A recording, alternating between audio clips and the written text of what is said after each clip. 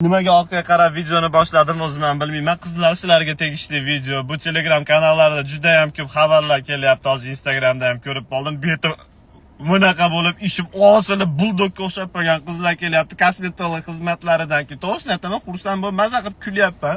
Shularni ko'rsam, sabab haligi o'zlari miyasida yasab olgan воображаемый chiroyida orqasidan qadagi bir fohisha qamjiqlarni ko'rib ashlarga havas qilib Instagramdagi biz ham shunga o'xshaymiz deb harakat qilishyapti, lekin xuddi shu bir boqqa aqli yetmaydigan Instagramda ozgina podpish yig'ib olib, pastiga kosmetolog 800 yillik tajribaga ega deganga ishonib olib borib shunga betlarini kuydirib yotishibdi. Birinchidan qizlar, erkaklarga tabiiy qizlar yoqadi. Unaqa betini ishirganlar, unaqalar yoqmaydi. Betini ishirgan qizlarni faqat sikkis keladi erkak kishi. Lichna men shunaqa edim oldin, hozir unaqalarni ham sikkim kelmay qolgan, chunki musordan topmaganman chilenimni.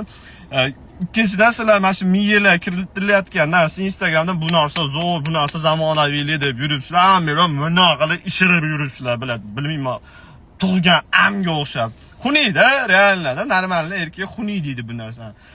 Uchinchidan bunaqa chiroyda orqasidan qo'ylab betinglarga 45 kilo ashtaqa ximiya tiqorsanglar ham baribir ko'ngillar to'lmaydi o'zingizlarda. Hech qachon mana shu narsa o'zingizlar sun'iy narsa yarataveryapsizlarmi?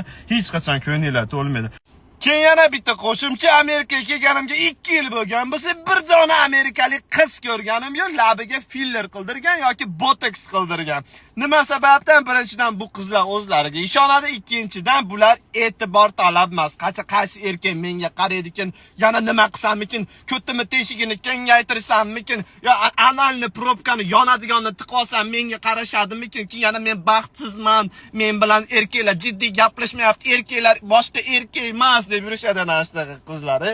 Bu qizlar bu yoqdagilar faqat shu tanasiga sport bilan shug'ullanadi, kitob o'qib, miyasiga ishlov beradi. Mana degani mashaldiriq ximiyaga emas.